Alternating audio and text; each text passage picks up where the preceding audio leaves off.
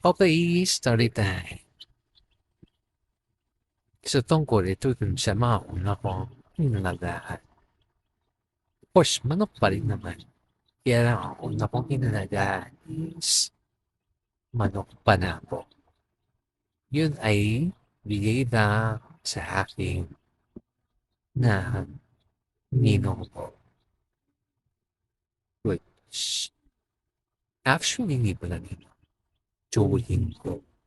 Kasi numatay. Hindi pa rin ng Cebu. So, that time, wala pa akong kalam-alam kung anong mga gamot, kung anong papainom, kung anong mga vitamins. Wala lang. Gusto ko lang kasi matalaga talaga ng manok. So, eventually, nag-research, surf, nagkaroon ng mga ideas, knowledge, tungkol sa pag-aalaga ng mga sisi. So, nasundan na ng mga iba't ibang manok. Yan, katulad nga ng game fowl. So, yung kauna na ang game fowl ko is binili ko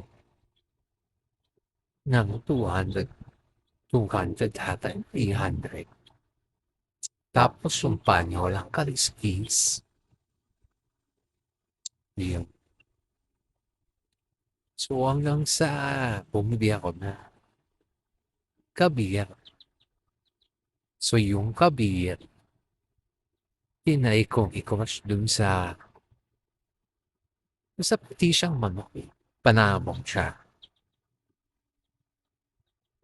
So, yun nagkaroon na naglimlim na isa, maraming itlog.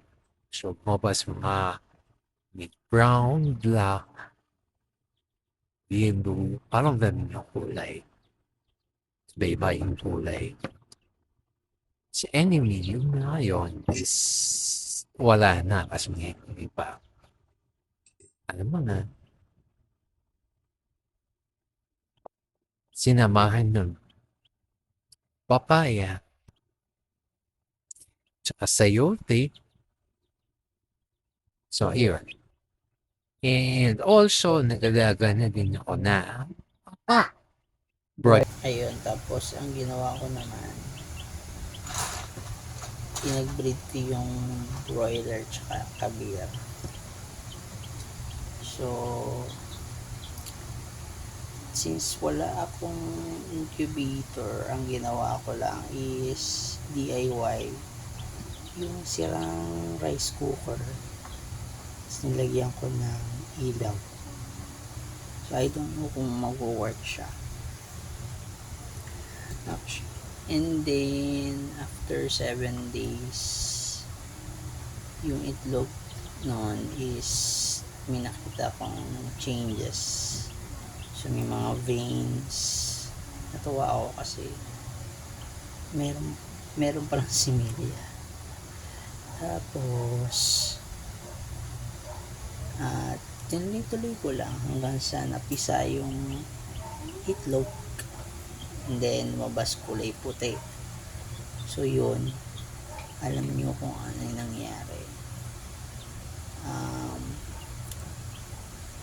Nagmana sa nanay yung sisiw. Ang bilis lumaki. Kaya lang, yung prong nun is hindi siya ganun ka tibay kapag sa mainit. So, na-stroke yung manok.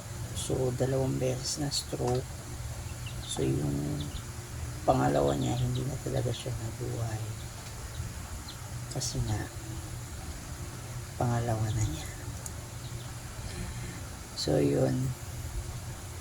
Hanggang sa eventually, nagkaroon ako ng Chinese safety chicken. Hindi ko din masyado naalagaan kasi nga nagkaroon na ako ng work. Hindi ko masyadong na focus nangitlog din pero hindi ako nakapagpapisa. So na pabayaan ko lang. So ayun, hanggang sa nawalan na ng mga manok. Bumalik ako sa pagkaalaga ng manok itong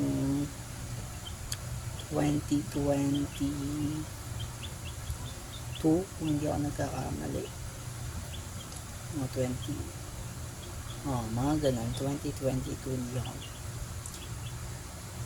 Kasi mag 3 years na kasi yung inalagaan ko manok. It's currently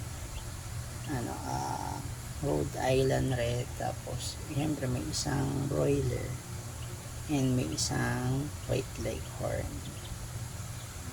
So nag-experiment kasi ako ng pag-breed for own purposes lang naman yun. Kung may magkaroon ng or may magka-interest, pwede ka naman ibigay. Actually, yung mga anak nun is yung anak ng Rhode Island at saka broiler is naipamigay ko na yung dalawa. Kasi nga, hindi pasok dun sa standard ko. Yung malaki nga, hindi siya malaki. Malaki siya sa native, pero hindi ganun kaganda yung katawan. Mamasel. So, sabi nga nung pinagbigyan ko, so nagkatay po sila ng isa, matigas yung laman, lumalaban. So, ayun. So, tama lang na naibigay ko yung mga ayon. In-out ko na kasi parang hindi maganda sa pag-breed. So, reject siya kumbaga. So, yun lang. Ngayon nagpapisa ulit ako. Ito mga cross natin. Yung Rhode Island Red. Back cross sa tatay. Hindi ko alam kung ano yung magiging performance nito pag lumaki na. So, hintayin na lang natin. So, ito yung isa. So, I'm sure ito kasi is babae. Compare dun sa nauna na pisa. It is much, alam nyo yun, sa previous video ko, sabi ko, mas, mas darker yung pagka-brown. Papakita ko sa ibang video, so,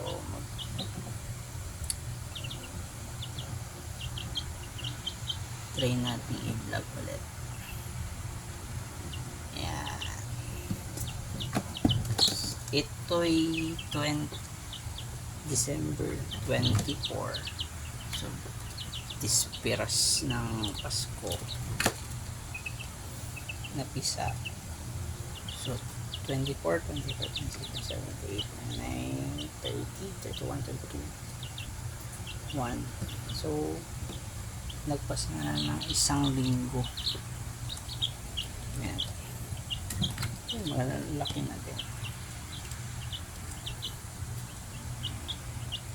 Hindi mabigat.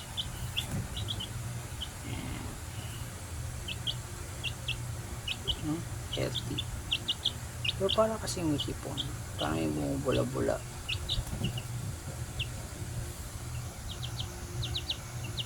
Pero wag sana naman. Siguro sobrang tubig.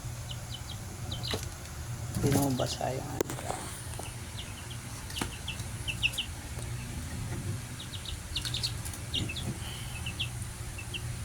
kulit.